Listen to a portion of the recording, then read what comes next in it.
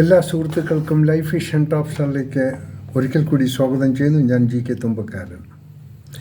ഇന്നത്തെ വീഡിയോ പേരൻസിനും പഠിക്കുന്ന സ്റ്റുഡൻസിനും വേണ്ടിയുള്ളൊരു വീഡിയോ ആണ്. ഈ പേരൻസ് കുട്ടികളോടൊപ്പം ഇരുന്ന് ഇത് കാണുക, അതിനെക്കുറിച്ച് ചിന്തിക്കുക. ഗുണകരം എന്ന് തോന്നുന്നെങ്കിൽ അത് അഡാപ്റ്റ് ചെയ്യാൻ നോക്കുക. ഞാനിപ്പോൾ പറയാൻ പോണത് ഈ പുറം രാജ്യങ്ങളിലുള്ള ഒരു സംസ്കാരത്തെക്കുറിച്ചാണ്, നമ്മുടെ നാട്ടിൽ ഇല്ലാത്തതുമായ.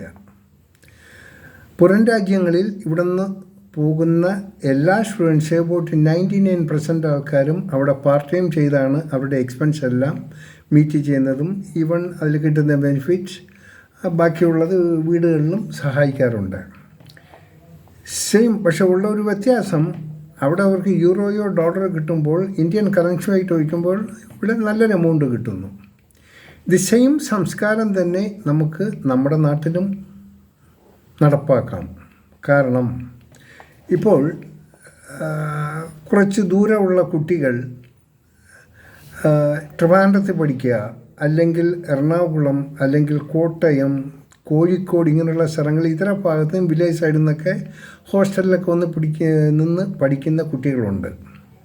ഇവരുടെ സ്കൂൾ ടൈം, അവരുടെ ക്ലാസ് ടൈം കഴിഞ്ഞാൽ ഇവർ ടോട്ടൽ ഫ്രീ ആണ്. പിന്നെ ഇവർ ആ സമയം ചെലവഴിക്കുന്നത് കൂട്ടുകാരനും കൂട്ടുകാരികളും തമ്മിൽ ഏതെങ്കിലും മാളുകളിലോ സിനിമാ തിയേറ്ററിലോ പാർക്കിലോ ബീച്ചിലോ ഇവിടെ ഇങ്ങനെ കറങ്ങിയിടപ്പാണ്.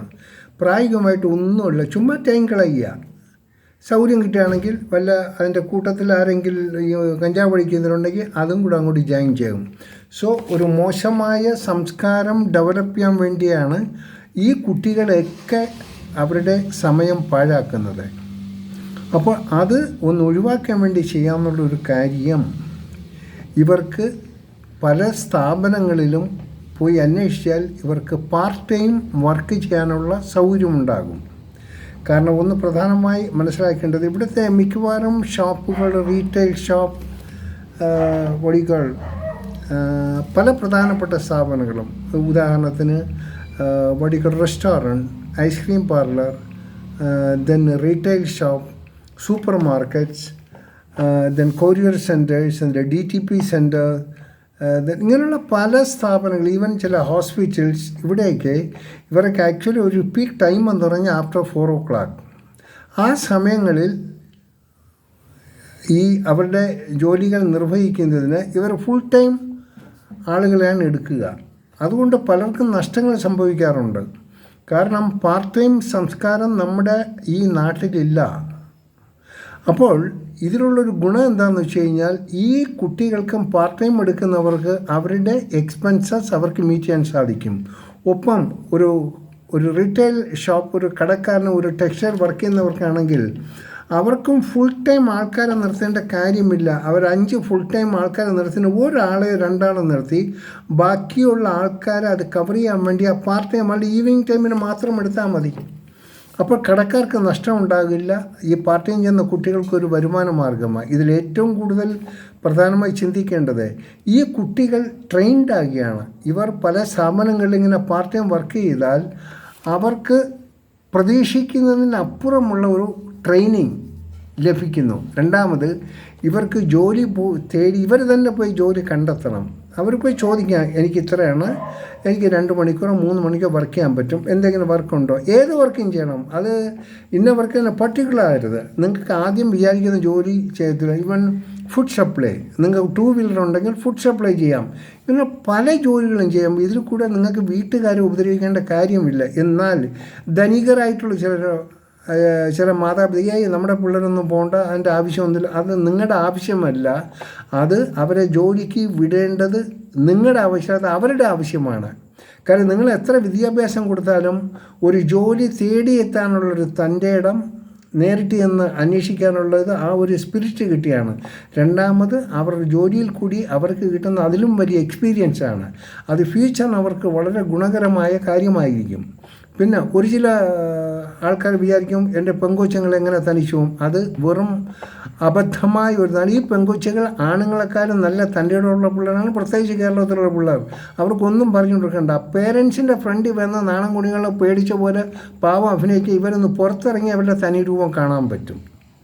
അവർ തൻ്റെടികൾ തന്നെയാണ്, അവർക്ക് ഒരു കുഴപ്പമില്ല, അവരാരും പറ്റിക്കാനും പറ്റത്തില്ല. പിന്നെ ഈ മുണ്ടാപ്പൂച്ചലായിട്ടിരിക്കുന്നതാണ് ഏറ്റവും വലിയ ഡേഞ്ചർ. ആരോട് ഒരു കമ്പനി അടിക്കാൻ they will do A very, അവരെ കണ്ടുപിടിക്കാൻ പറ്റില്ല. ഓപ്പണായിട്ട് കണ്ട് ഓപ്പണായിട്ടുള്ള ഡിസ്കഷൻ കാര്യം ചെയ്തു കഴിഞ്ഞാൽ വലിയ കുഴപ്പമില്ല. അവർ വലുതായിട്ടൊന്നും ഒളിച്ചു വയ്ക്കില്ല. പക്ഷെ ടോട്ടൽ സൈലൻസ് ആയിട്ടിരിക്കുന്നവർ അവരെ സൂക്ഷിക്കണം.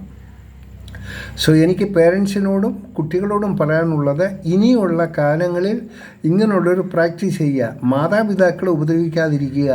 വളരെ കഷ്ടപ്പെട്ടായിരിക്കും അവർ കുട്ടികളെ പഠിപ്പിക്കുക. അപ്പോൾ ആ പഠിപ്പിക്കാൻ വിടുമ്പോൾ ഒരുപക്ഷെ അവരുടെ എക്സ്പെൻസ് മീറ്റ് ചെയ്യാൻ വയ്യാത്തതായിരിക്കും. പേരൻസ് ഒരുപാട് സ്ട്രെയിൻ എടുത്തായിരിക്കും പിള്ളേരുടെ ഈ ഹോസ്റ്റൽ ഫീസും ഫുഡിൻ്റെ ഒക്കെ ചെയ്യുന്നത്. ആ സ്ഥാനത്ത് ആ കുട്ടികൾ തന്നെ പണി ചെയ്യാനുള്ളൊരു സാഹചര്യം അതിന് പേരൻസ് ഒരുക്കി കൊടുക്കണം. അവരിപ്പോൾ ജോലി ചെയ്യാൻ പറയട്ടെ, കുഴപ്പമില്ല, ജോലി ചെയ്യുക. അവർക്ക് വർക്ക് കഴിഞ്ഞാൽ 9:30 അവരുടെ റൂമിൽ തിരിച്ചെത്താം, ഒരു കുഴപ്പമില്ല. പിന്നെ Sunday they can work very full day work ചെയ്യാം. അങ്ങനെയാകുമ്പോൾ അവരുടെ പോക്കറ്റ് മണി അവരുണ്ടാക്കും. അപ്പോൾ പേരൻസ് സ്ട്രെയിൻ എടുക്കേണ്ട കാര്യമില്ല. ഇതെല്ലാം മാതാപിതാക്കളും സീരിയസ് ആയിട്ടൊന്ന് ചിന്തിക്കുക. അതുപോലെ ഈ വീഡിയോ കാണുന്ന സ്റ്റുഡൻസും നിങ്ങൾ ഒരു പുതിയ ഒരു തീരുമാനത്തിലേക്ക് മാറുക. നിങ്ങൾക്ക് പണിയെടുക്കാൻ പറ്റും. ഇതില്ലെങ്കിൽ നിങ്ങൾക്ക് ക്യാഷ് ഉണ്ടാക്കാൻ പറ്റും.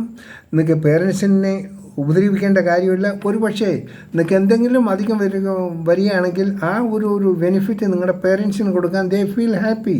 വളരെ സന്തോഷമായിരിക്കും അവർക്ക്. അപ്പോൾ എൻ്റെ മക്കൾ പുറത്ത് പോയി പാർട്ട് ടൈം വർക്ക് ചെയ്യുന്നു, അതിന് നാണക്കേട് ഒരു പേരൻസും ദയവ് ചെയ്ത് വിചാരിക്കരുത്. കാരണം അത് വിചാരിക്കുന്നെങ്കിൽ നിങ്ങൾ ആ കുട്ടികളുടെ നിങ്ങൾ ആ കുട്ടികളെ ഡീമോറലൈസ് ചെയ്യുകയാണ് എന്ന് മാത്രം നിങ്ങൾ കരുതുക. അവർക്ക് ജോലി കണ്ടെത്താനും അവർക്ക് സ്വയം കാലിൽ നിൽക്കാനുള്ള ട്രെയിനിങ് അവർ പഠിക്കുന്നതിനോടൊപ്പം നിങ്ങൾ കൊടുക്കുക.